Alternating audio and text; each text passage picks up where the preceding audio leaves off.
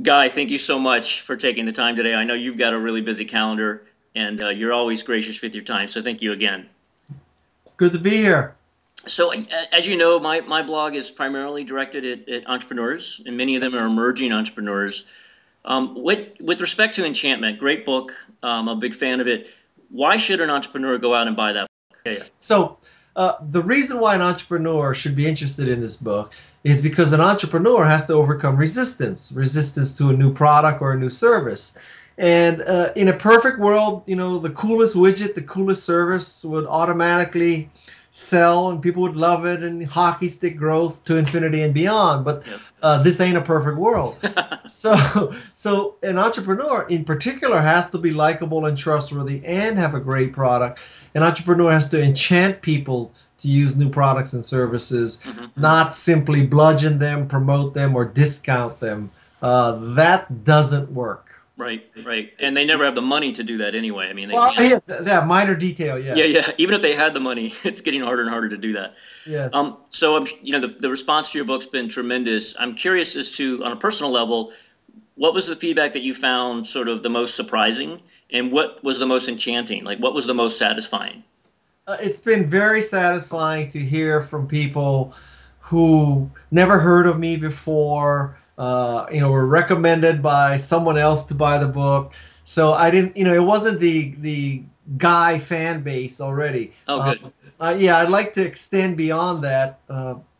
What I really want is I want this book to be sort of the equal to How to Win Friends and Influence People by Dale Carnegie. So that's been the most gratifying. It's been a really great experience. That's good. Well, as you know, I'm using it in my class at UCSB for the upcoming year, and I'm paired it with the Cialdini book, Yes. Yeah. Because I think they're really nice and complementary. Yeah. They reinforce many of the same issues, yet they also raise unique issues. So I'm looking forward to integrating that book into my curriculum. Well, Bob Cialdini and Steve Martin, the co-writers of Yes, are friends of mine, and so. Bob Cialdini is such a good guy. He was selling Enchantment on his website. Nice. And arguably we compete, right? So. Well, I think there's plenty of Enchantment to go around. So yes. But that sort of speaks highly of him as well. Yes. So Art of the Start is another book that that I like tremendously. I've been using it in my new venture creation class. I'm now on my 6th year, I believe, 5th or 6th year. If you were writing that today, how would it be different? And does the publisher have any plans to do an update? Well, the publisher may have plans, but Guy doesn't have plans. Well, you know what's massively different between now and when I wrote the book is that social media didn't exist back then. Right. So if I were writing the book today, there would be a whole chapter or two, which is kind of what's in Enchantment, about how to use Facebook and Twitter. And even with Enchantment, as recent as it is, it's only 5 months old. There's not a word in there about Google Plus.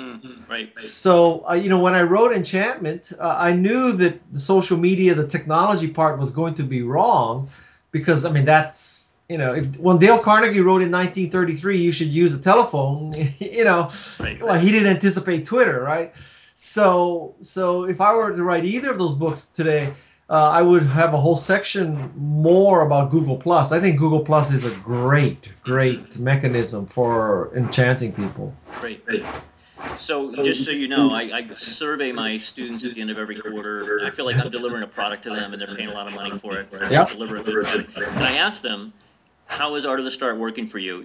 I just want to make sure that it's current enough and relevant enough to them. And in every single time, I get super high marks for it. So, So it's still got legs. So in Art of the Start, one of the things that you say is that responsiveness is important. It was almost like you were writing precursor to Enchantment. You're saying that being responsive is enchanting. And so I was thinking about using your book. This is years ago. It was about 10 o'clock on a Tuesday, middle of the week in August. Yeah. And I said, I'm going to call this guy on this right now. So I emailed you, right into your email in the back of the book. Hey, Guy, thinking about using your book at UCSB, I don't know, whatever. And you got back to me in less than 5 minutes. I'm not kidding you. And so I go, that's a great story for my class. I tell it every quarter. And I actually say, how long do you think it took him to get back to me? And I put up on the board like 5 minutes, never heard from him, whatever. Yeah. And people are shocked that you got right back to me. And your email was great. It was, you really followed your own, guidelines. It was short, but it was good. It was spot on. You were very kind to me. Well, and you've been very responsive ever since. Well, maybe God's hand is in there. Trust me when I tell you, I don't answer every email in 5 minutes. Well, what suggestions do you have for my students? Everyone thinks they're so super busy. What are some things that young people can do to be more responsive? I wish there were magic bullets. To a large degree, enchantment is a process. It's not an event. Yep. And you just have to be willing to grind it out. So I work very, very hard. The secret of my success is working hard. It's not that I'm a visionary or brilliant or anything like that. I'm just willing to grind it out. And not a lot of books have been written about key to success. Grind it out. Work your ass off. Work your ass off. That's what it takes. I mean, there's sort of two strategies: work your ass off and get lucky. Yeah. The two are actually related, but how do you? Telling someone to grind it out is an actionable recommendation. Telling someone to get lucky is not so actionable. That's right. But if you look at some of these successes, time and time again, luck played a major factor in it. Absolutely. But you make your own luck. You mix it up, you make the right connections, and then you figure it out when the luck hits you on the head. So for your students, my recommendation is that, first of all, it is cheaper than ever to start a company. Right, so people are free or cheap because of the recession. Marketing is free or cheap because of social media. Yep. Hosting, you don't really buy servers anymore. Everything is at Amazon or Rackspace in the clouds. That's $1,000 for a terabyte of storage. The tools are all open source. I mean, basically everything is free. So if there was ever a time to start a company, this is it. Yep, that's what I tell my students. There's no excuse, right? In the old days, you could maybe come up with some excuses. Not anymore. No. Well, something else, Guy, that you're tremendously accomplished at is balancing self-promotion, which is part of your business. You have to do that with humility. And so again, if you could give advice to a younger person, they want to get out there, they want to mix it up, talk about what they're doing, but they don't want to be an orifice, to use your term. How would you suggest they might try that? Well, it's not clear to me that I'm qualified to talk about humility. I mean, it's sort of like asking Idi Amin about human rights or something.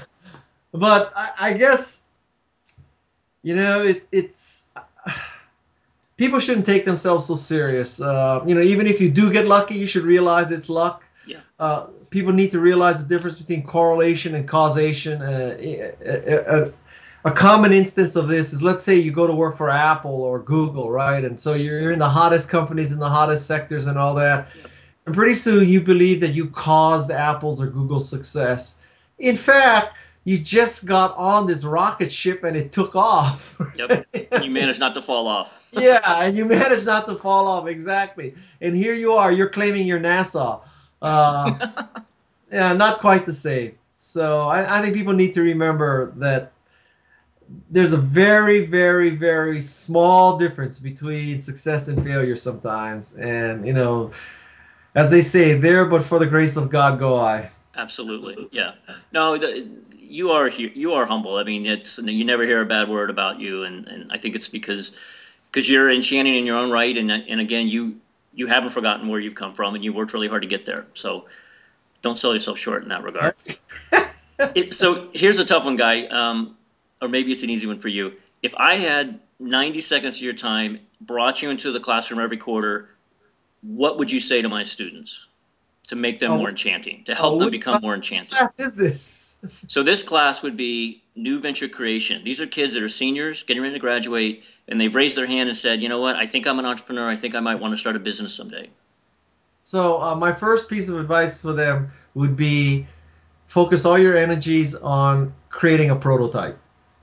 Not Microsoft Word, not Excel, not PowerPoint. Prototype. Whatever it is, a compiler, whatever it takes. Prototype first. That's the most important lesson. Second most important lesson is never ask someone to do something that you would not do. That's a good test for customer service and marketing. So just wrapping things up, you know, the big news was Steve Jobs. I know that you know him personally, and obviously it's a personal, sensitive issue as far as his health.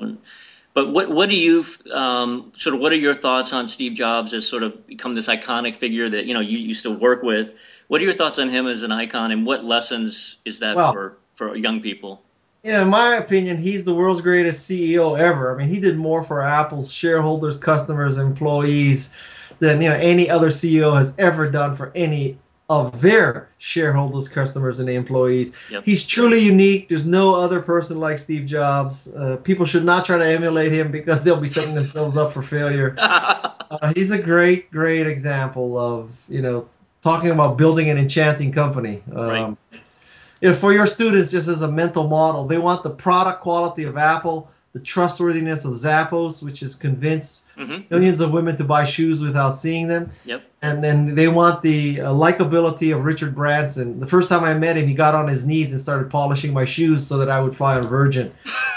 That's the three good models for you. Right. No, that's three great icons to look up to. Well, Guy, thanks again. I really appreciate your time here and love the book, and I'm really looking forward to sharing it with my students. Thank you. And my son is applying to UCSB, so maybe he'll be going there. Oh, wow. He can take my class. All right. For sure, I'll come down and speak then. Yeah, that's right. That's a guarantee.